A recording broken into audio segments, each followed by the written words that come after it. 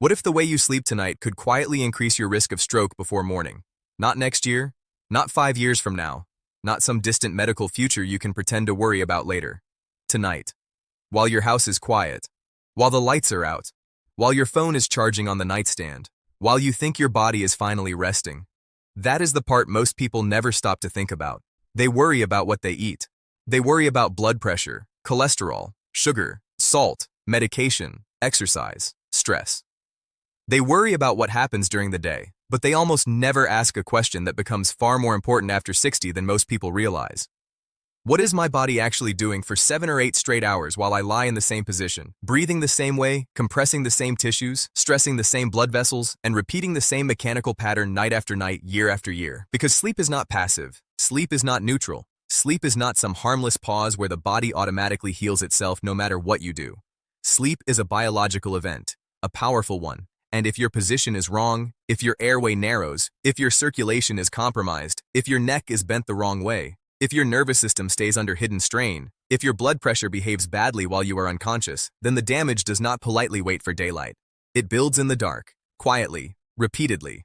And that is one of the reasons strokes, heart rhythm problems, oxygen drops, blood pressure surges, reflux episodes, and dangerous circulatory changes so often happen overnight or in the early morning hours. I'm Dr. Adrian. And today, I want to walk you through 5 sleep positions and bedtime habits ranked from concerning to potentially dangerous, especially if you are over 60, have high blood pressure, heart disease, poor circulation, reflux, snoring, sleep apnea, morning headaches, neck pain, or you keep waking up feeling worse than you should. But I'm not only going to tell you what to avoid.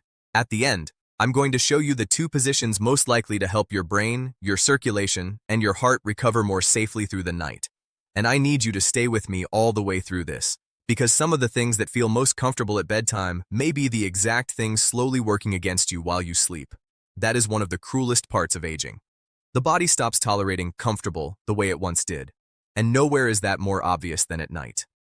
Before we get into the 5 worst positions and habits, I need to explain one thing first, because once you understand this, everything else will make sense.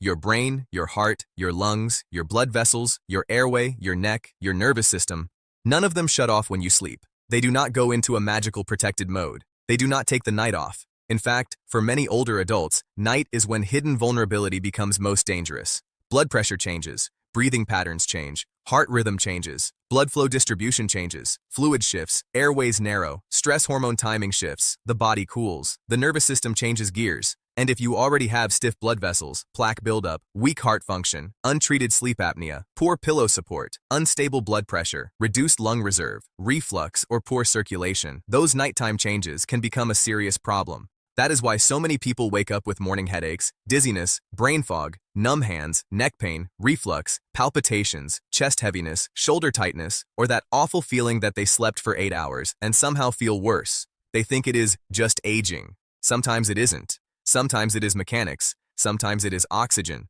sometimes it is blood flow, sometimes it is pressure, sometimes it is the exact position they have repeated for 20 years without ever realizing what it may be doing. So let's start with number 5. Number 5. Sleeping completely flat on your back with no elevation. Now I understand why people do this. It feels neat, simple, symmetrical. Your spine feels straight. Your body feels evenly placed. It feels natural. And if you are younger, lighter, healthier, and your circulation is excellent, that position may not cause much trouble at all. But after 60, the body often stops handling flat sleeping the way it once did. When you lie completely horizontal, gravity stops helping blood and fluid drain as efficiently away from the head and upper body. Fluid distribution changes. Blood tends to pool more toward the upper body. Venous return patterns shift. Pressure dynamics change. In younger adults with more flexible vessels and better autonomic control, the system often compensates. But in older adults, especially those with high blood pressure, stiff arteries, poor venous return, mild heart failure, reflux, or sleep apnea, flat back sleeping can become a setup for trouble. You may wake up at 3 hours or 4 hours in the morning with a pounding headache. You may feel pressure behind your eyes. You may sit up and feel strange for a few seconds. You may wake foggy, dizzy, or vaguely unwell. And because the symptoms often soften after you get upright, move around, or have breakfast, you may never connect them to how you slept. That is the trap. The body compensates once you are vertical. So people never learn what the position was doing all night. I once heard from a woman in her early 70s who described it perfectly. She said, Every morning I woke up feeling like my head was too full, like there was pressure behind my face, but by late morning it usually faded. She blamed dehydration. She blamed the weather. She blamed sinuses. She blamed stress. What she had never considered was that sleeping completely flat was likely worsening overnight drainage and contributing to the way she felt every morning. Once she switched to a gentle upper body incline, not 3 random pillows, not sitting upright, just proper elevation, the morning headaches improved dramatically. That is the kind of thing people call coincidence. It isn't. It is anatomy. It is fluid dynamics. It is what happens when the body spends hours in a position it no longer handles well. And there is another part older adults need to hear. When you lie completely flat, reflux is more likely to travel upward. If acid reaches the throat repeatedly overnight, it can irritate the airway, worsen coughing, worsen sleep quality, worsen snoring, and trigger microarousals that keep your nervous system activated without you fully realizing it. So a flat sleeping position may not just affect head pressure or circulation, it may also quietly worsen your breathing and your sleep architecture. That is why this matters. Not because flat sleeping is automatically deadly, because in the wrong body at the wrong age with the wrong vulnerabilities, it becomes a nightly stressor.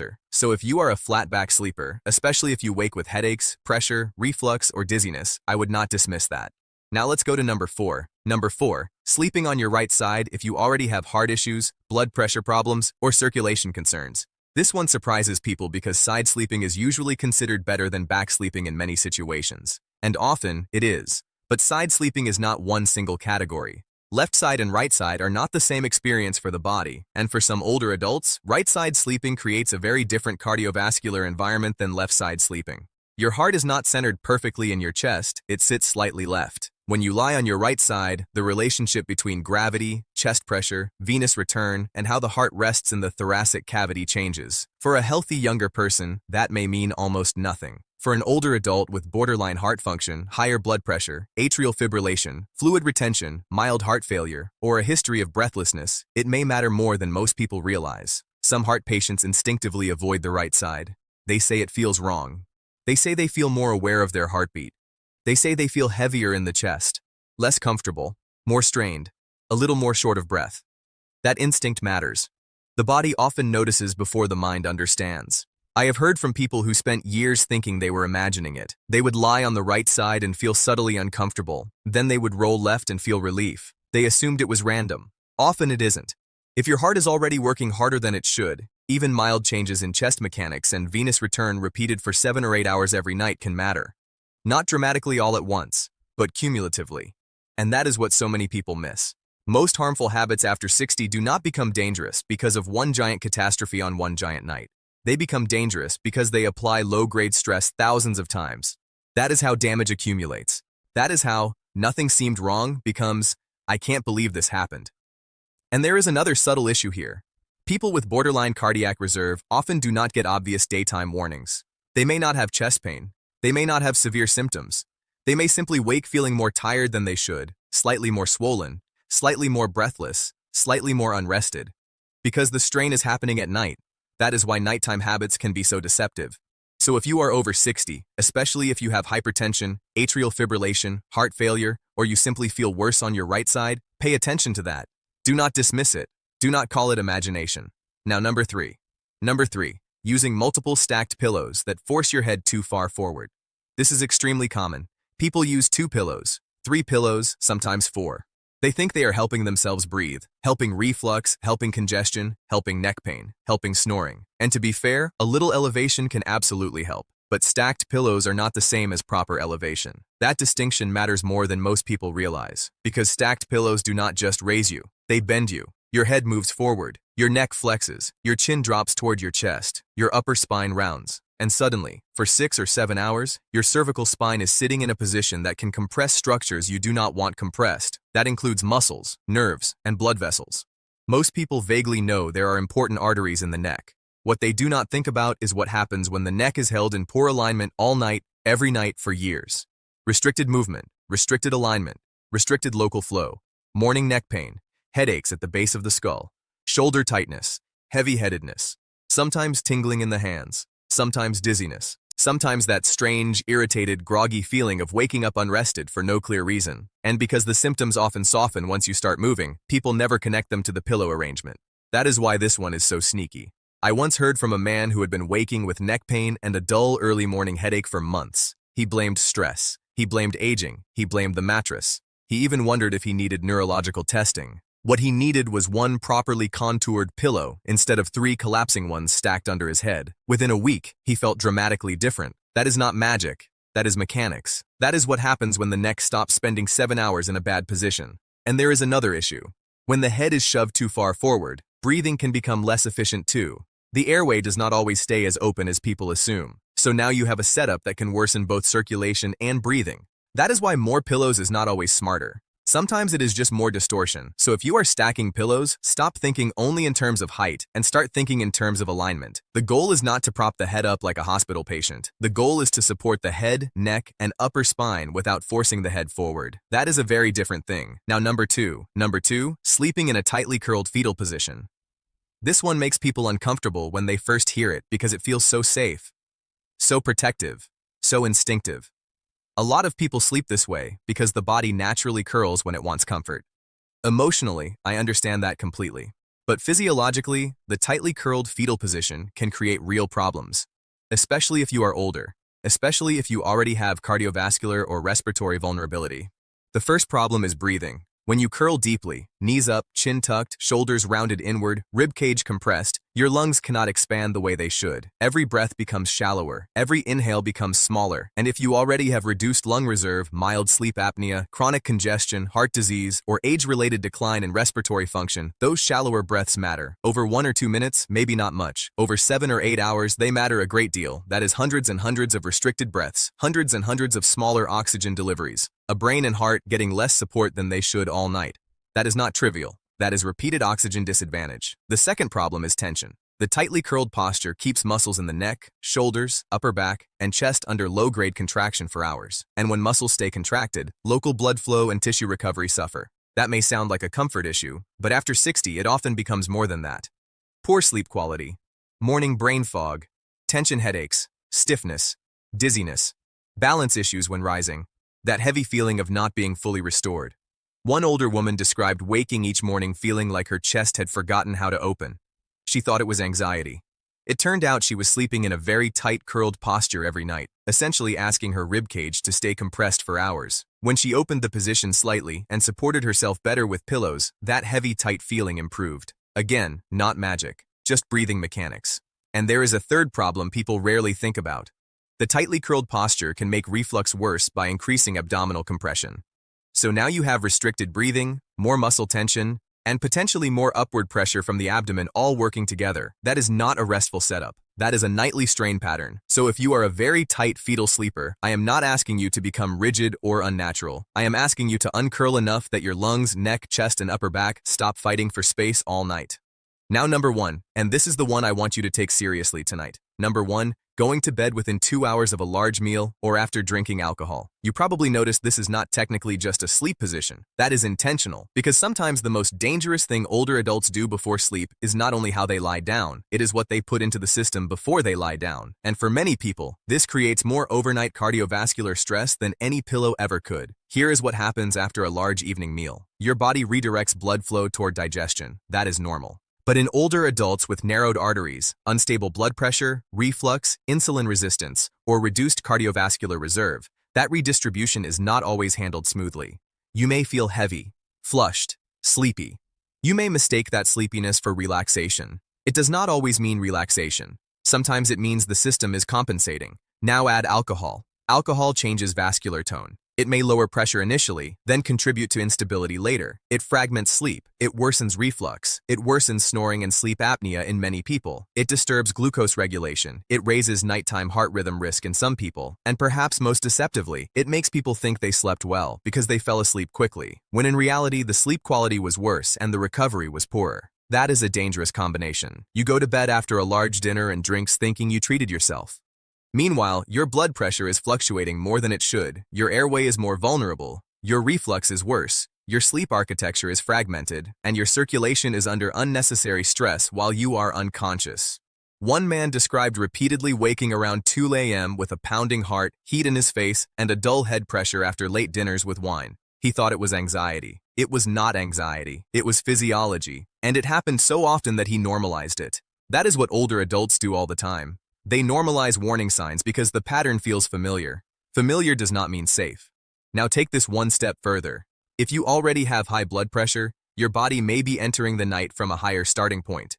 If you already have reflux, the large meal worsens the upward pressure. If you already snore, the alcohol makes the airway even more collapsible. If you already have poor glucose control, the meal and drink may destabilize that further. So what looks like an ordinary social evening can become a perfect storm of bad nighttime physiology. That is why I take this so seriously. So if you do nothing else from this video, finish dinner at least 3 hours before bed. If you drink alcohol, do not let it sit close to bedtime. And if you can, take a short walk after dinner. Not because you need to burn calories, because digestion, circulation, glucose control, and nighttime blood pressure all benefit from it. Now that we have gone through the 5 positions and habits I would avoid, let's talk about what you should do instead. Because fear without a solution is useless. The first position I want you to think seriously about is left side sleeping.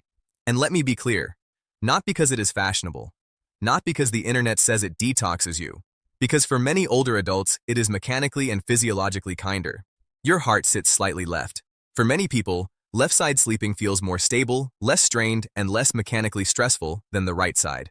Blood flow dynamics can be more favorable. The heart often feels less burdened. And if reflux is part of your nighttime problem, left side sleeping is usually better than the right side for that too. That alone matters more than many people realize. Because reflux is not just an annoyance. Nighttime reflux fragments sleep, stresses the nervous system, worsens inflammation, and in some people increases aspiration and airway irritation risk.